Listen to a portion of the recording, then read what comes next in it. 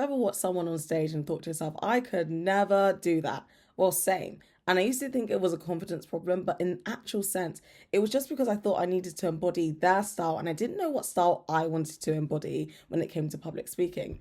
Now that I've done over 100 talks and I went from being absolutely petrified to be on stage to now commanding the stages, getting paid to speak and getting flown out to do so, plus training other women in tech to command and own the stage, this is what I've learned. Actually, there isn't one way to show up. So when it comes to TED Talks, we think that we need to be very smart, polished, very deliberate, but which of course we do to some sense. Like you want to represent your expertise in the best way on stage, but is at risk of dulling your actual personality. Like you can present all the data and the facts and you could do your storytelling, but if you're missing out your key components of your personality, then the talk is just going to be another forgettable moment in someone's life.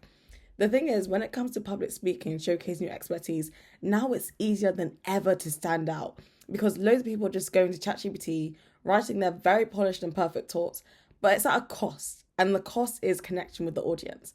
And so when we are like going to ChatGPT and we're reading it out verbatim, it's actually a self-indulgent thing.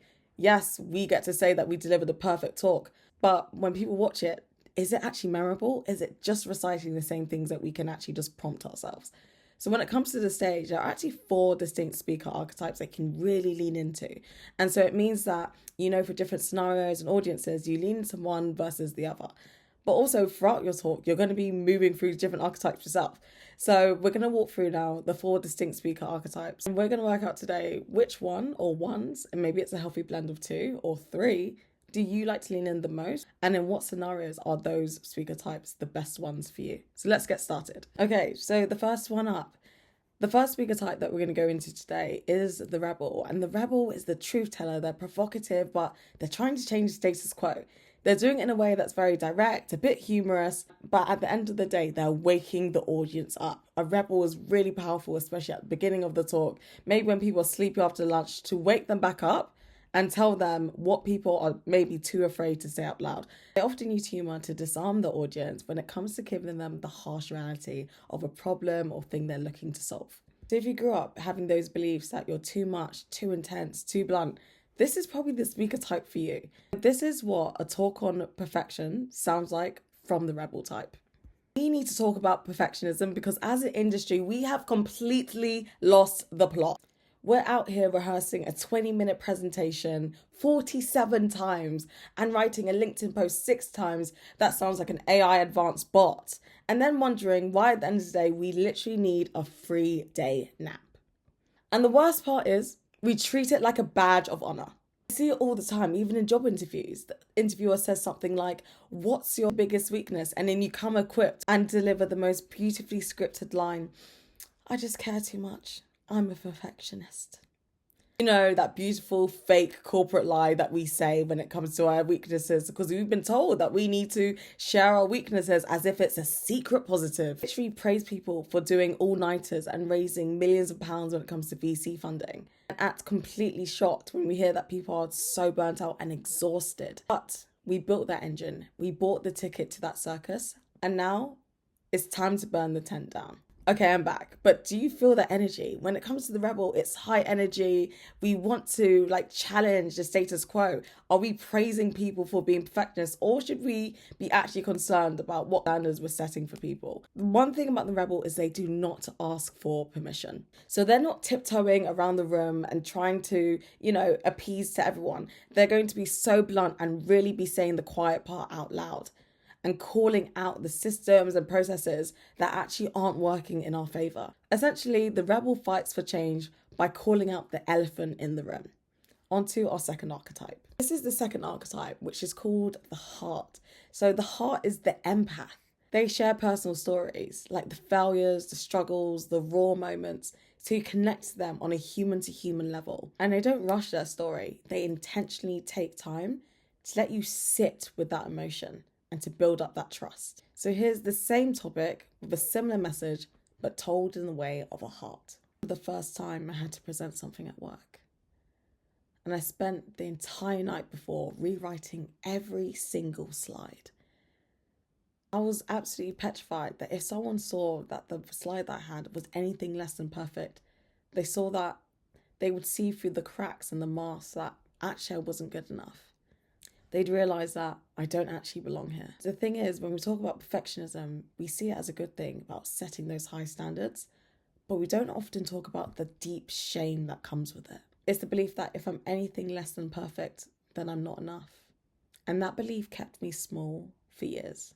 So I didn't put myself forward for those opportunities. I didn't raise my hand. I didn't ever want to be in the position where I was failing publicly, because the shame that came with that felt unbearable. Okay, I'm back. Did you feel that shift? When it comes to the heart, do you not feel that deep connection? You're thinking, wow, that it's almost like hearing their diary entry per se. One thing about the heart is that you're going to feel that emotional connection, but what makes people feel uncomfortable with the heart is a feeling of, what if I overshare? Or what if I'm too vulnerable? But this is a choice and a boundary that you can set. I always say, when you're speaking and sharing your personal story, share from the scar and not from the wound. So you have absolute permission to cut out bits of the stories that you don't actually want to share because it's a bit too vulnerable. Or even you'll see in different scenarios that you may share more or less of that vulnerability, depending on things like how big the stage is, if it's being recorded. And I found for more intimate in-person events, I've seen that raw vulnerability and people saying things like caveat, like, I wouldn't normally share this, but in this scenario, I feel like this is a safe space for me to share this part of my story. Now onto the third speaker archetype, which is the visionary. Now, the visionary is someone who imagines a new world. While the rebel is fighting to break the current system, the visionary actually acts as someone who's painting a new picture of what a future reality could possibly look like. They speak with intense conviction and purpose. So here's the same topic and see how it lands differently for the visionary. Imagine a world where being brave and breaking things was actually celebrated instead of scrutinized. An entire culture that goes by this idea that perfection literally is equivalent to worth, but it's costing us the most amazing people, the ones that have those incredible stories, the important ones, but they decided they're not going to share it if they can't do it perfectly. What if ready didn't mean being fearless? It just meant being brave. We're back. Do you see the difference? So one thing about the visionary, do you see they take up the same amount of space as the heart, as the rebel? And ideally, when you're on stage, oftentimes we speak so fast, we're getting through it. But do you notice that every time that I've done the practice, I've taken up space. I'm relying that the audience is as locked in as I am. And that's the whole key thing here. So often I see people when they get on stage, they go super quickly, but you need to give people a chance to process what you just said. This is not social media where you need to get it all out in 60 seconds. The visionary, unlike the heart, isn't telling you about a personal story per se. And they're not raging against the system like the rebel, but they're painting a future, an imagined future that's so clear. But the idea of a visionary is you want people to be signed up to that mission, to be bought into your new world. So for example, the whole idea of not waiting to be fearless, but instead of waiting to be brave, to actually make a start on your action. And now onto our fourth archetype, which is the strategist. The strategist is fueled by things like logic, data, frameworks, definition. If you work in a corporate environment, especially when it comes to tech, engineering, product, you would have seen this a lot. So here's the same topic done one more time, but by the strategist. The Center for Clinical Interventions defines perfectionism in 3 parts. First, the relentless striving for extremely high standards that are personally demanding. To an outsider, these standards would be considered unreasonable given the circumstances. Secondly, judging your self-worth largely based on your ability to achieve said high standards. Third, and this is the most important one people miss, is experiencing the negative consequences because of these standards, yet continuing to do so anyway. Research across 40,000 college students found that perfectionism tendencies increased by 33% since 1989. Okay, I'm back. So do you see how the strategist is talking about the data, the definitions, and they're referencing the studies that have gone into this? If you're someone that naturally thinks in frameworks, definitions, data, this is your happy place basically. But this is just one way strategists can present. As much as there's definitions and reports back to data, you can also do it in frameworks. So maybe it's for example, the 3 ways when it comes to definition. Maybe you're breaking down a framework. Maybe it's the brand framework and it's the 5 ways for you to build a personal brand that lands you a 6-figure opportunity. Whatever that is, That is basically the strategist. When I'm talking about these archetypes, I'm not saying that you're one archetype for the whole bit of your talk, for example. That is just not realistic. In different places, in different topics, you're going to lean into different archetypes.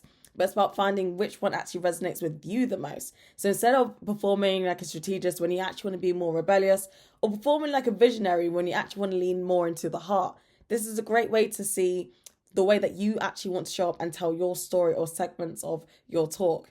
And actually the goal. So even with me, when I'm planning a talk, maybe I start it off with more of a rebel energy because I want to wake an audience up. And then maybe in the middle, I'll be more strategist when I'm breaking down my framework. And at the end, when I really want to bring people home, maybe it's a case of imagining a new world by leaning into the visionary. But it's about working out what part is doing your talk or whatever you're communicating the most justice in that moment.